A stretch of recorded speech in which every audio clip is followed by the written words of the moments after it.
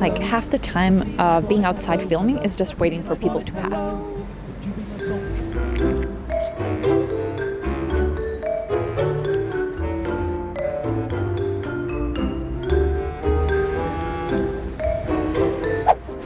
I have some news for you guys, which I'm just smiling thinking about it, because about a week ago something really unexpected and something that makes me so happy happened. And if you've been following along my year, this is not at all what I had ever imagined to be able to tell you and share with you. And this year has been, well, it sucked. Let's just call it what it is. 2020. It's been a year. But I've actually had an amazing summer, and this autumn and winter has been filled with so much joy and happiness, and I thought that the world might need some positive and good stories right now, so that's what I'm gonna do. I'm gonna share mine, so follow along. As you know, this year started out with I spent some time here in Helsinki, and all I can remember from that time was really just felt like darkness, because the season was so dark, but also because I was laying up at night thinking what to do essentially in life at age 32, and just feeling really lost and feeling like this is not the life I had envisioned for myself. Like many things were really good and on paper everything looked good, but it just felt like something was missing. And so yeah, then obviously in spring Corona hit, and at that time I had decided I wanted to move back home to Helsinki, but then I sort of got stuck a little bit in London because I couldn't really travel and nobody knew what was going to happen. And then I came back and was single, feeling really sad and lost, and yeah, I don't know. It's kind of weird everything right now, and I honestly don't know what's gonna happen. Moving in with my parents again, which also felt like, at the moment felt like a big consolation, obviously, and just having like a space or a place to go, but also felt like just like a huge step back, and I felt quite kind of pathetic in a sense, which I think is not maybe a bad thing to feel, because it does make you evaluate your whole life. But it was really challenging, and even though I try to make like a video on it and like living back with my parents at 8:32 and try to take the shame and the taboo out of it, it was not exactly what I had envisioned for myself at that time, or this time in life. So what then happened was, as you know from my previous video, I went on Tinder, which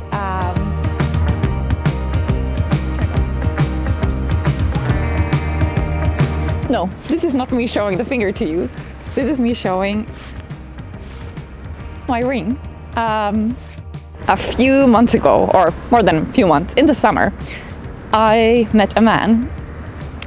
A man who, I can't believe I'm going to say this, is going to be my future husband by this Ferris wheel in the summer. And about a week ago, he proposed to me, and I said yes. It's insane. This year has been so crazy, and it's been so horrible and so filled with challenges and suffering, and just I think we're all getting really tired of it. And amongst all this craziness, I've transformed my whole life.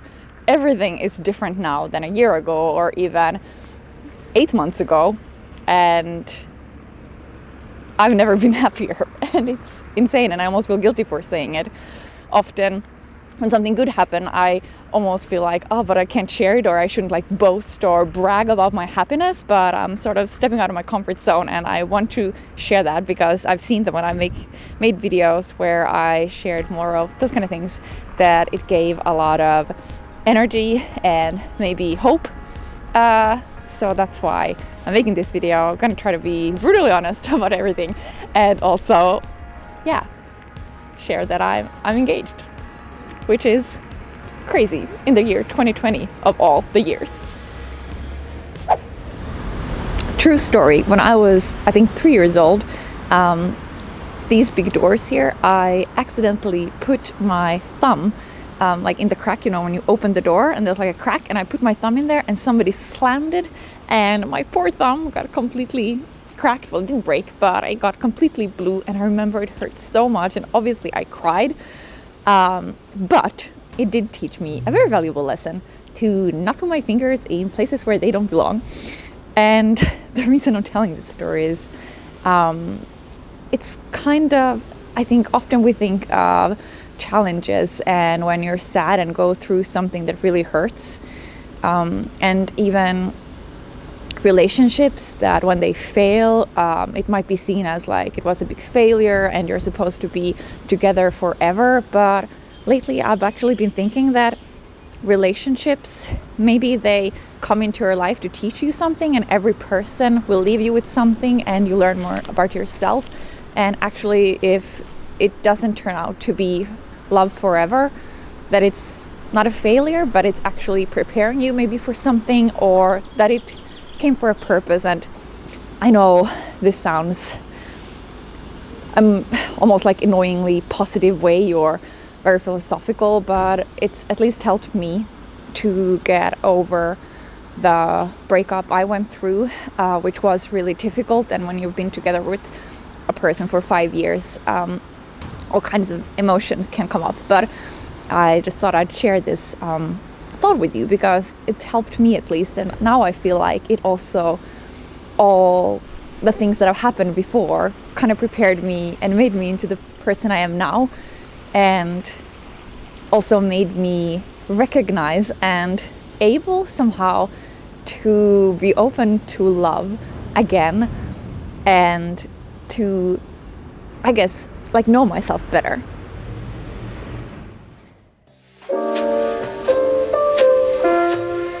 I remember that first date when we met, and I saw him walking towards me, and I remember looking into his eyes and this feeling of calmness and familiarity, which I can't really explain, but there was something about it that it just felt like really comfortable to look into his eyes, which, you know, normally when you like look into somebody's eyes and then there's like that 3-second kind of where it feels like natural to just like take your gaze away, and somehow it felt like I wanted to stay there, you know, look into his eyes, and some kind of feeling of ease, and which is very sort of physical, almost like you can't really almost put it into words because it's just something that you can't really, it's not like your rational part of the brain. I think it's something else where you just kind of feel like you belong.